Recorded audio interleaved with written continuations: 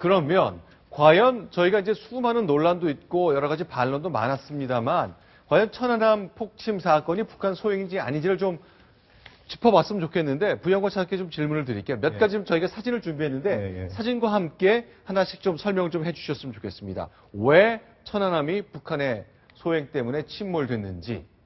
네. 그러니까 아까도 잠깐 말씀하셨습니다만은 폭침이냐 침몰이냐 사건이냐 사고냐 이렇게 규정하는 게 굉장히 중요합니다. 그러니까 폭침인 거죠. 폭침. 이게 어떤 그 충격에 의해서 어떤 그 어뢰 이런 공격에 의해서 배가 침몰당한 거죠. 그래서 이런 경우에 지금 배가 두 동강이 나 있지 않습니까? 지금 여기는 평택 제2 함대 사령부에 전시되어 있는 천안함의 선수와 선미 부분인데 자 하나씩 사진을 보면서 진단을 해보았으면 좋겠습니다. 자, 뭐 이건 가까이서 촬영한 사진인데 이게 어떤 의미가 있는 겁니까? 그러니까 이 어떤 어뢰가 폭발을 하면 물속에서 폭발을 하면 그 강한 그 압력에 의해서 이 물이 솟구치지 않겠습니까? 그렇죠. 그러면서 이제 이 폭발하게 되는 건데 저렇게 이제 이 선박이 배 밑바닥이 위쪽으로 쭉 그렇죠. 지금 화면을 보면 이렇게 위쪽으로 올라가 있는 모습이 보이지 않습니까? 그런 것 때문에 뭔가 강한 폭발에 의해서 밑에서 위로 강한 힘이 작용해서 선체가 이렇게 올라가면서 두 동강이 난 거죠. 이렇게 쭉 올라가면서 이렇게 두 동강이 난 그런 모습을 저렇게 볼 수 있는 거죠. 자, 그럼 다음 사진도 한번 계속 보겠습니다. 그런데 이거는 뭡니까? 이 과학 무슨 금속 성분 분석한 것 같은데요. 그렇게 선체를 건져 올려서 봤더니 좀 함미나 함수 이런 곳에 보니까 어떤 화학 성분들이 저런 것들이 있더라. 묻어있더라. 그래서 묻어있다는 거죠, 저렇게 지금. 자, 뭔가 뭐 다양한 원소 기호가 있고 이런 저런 기호들이 다 이제 화학 성분이라는 거죠. 자, 이 그림을 한번 기억해 두셔야 할 필요가 있습니다. 잠시 후에 비교하는 그림 한번 보도록 하겠습니다. 그런데요.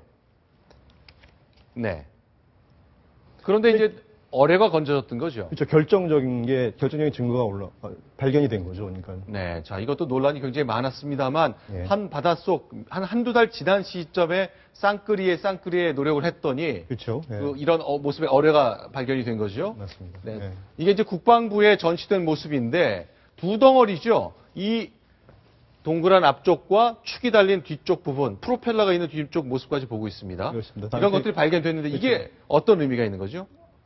그러니까 당시 그 김남식 원장이라는 쌍끌이에 굉장히 유명하신 분인데 그분이 아이간 결정적인 증거를 발견해내서요. 근데 저기 보면은 화면을 보시면 지금 건져낸 그 부분이 저 지금 어뢰의 저 뒷부분과 같다는 거죠. 구성하는 거군요. 그렇습니다.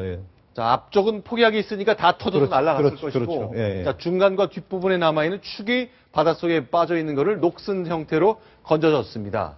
그렇습니다. 자, 그런데 저분이 아까 말씀드린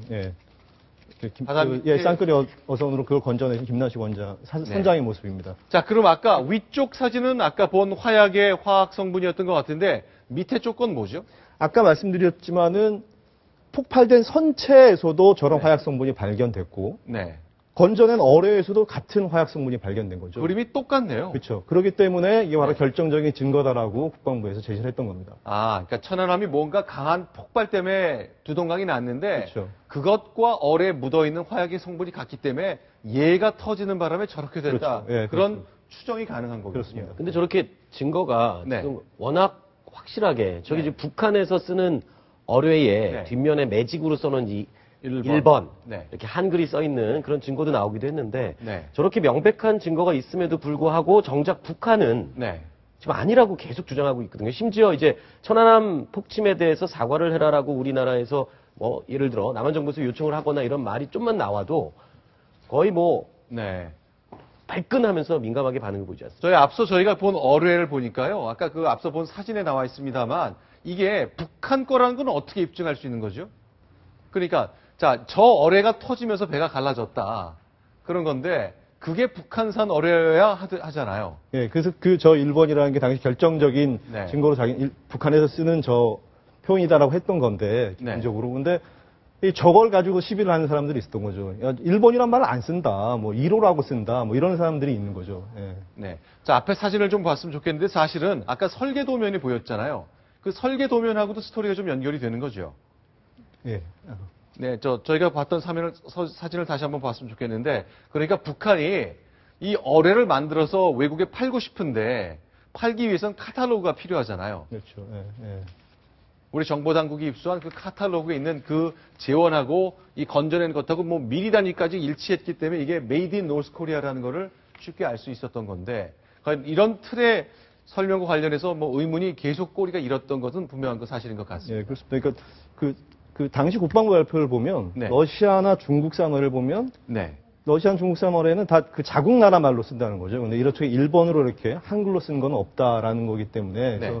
그래서 이게 북한의 증거다, 북한의 어뢰라는 증거다라는 걸 제시했던 겁니다. 네.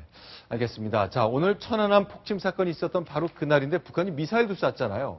그리고 오늘 아침에 비방문록을 공개했는데 이런 천안함 사건과 관련된 어뢰 같은 거 날조된 것이고 1번이란 글씨 이것도 이명박 정부가 날조했다고 주장을 했습니다. 시대의 모략극이라는 표현을 썼는데 여러분들 얼마나 동의하실 수 있겠습니까? 자, 오늘 3월 26일 천안함 폭침 사건 4주기를 맞았습니다. 많은 분들이 아직도 돌아가신 분들의 생각이 잊지 못하고 있는데요. 약속드리겠습니다. 잊지 않겠습니다.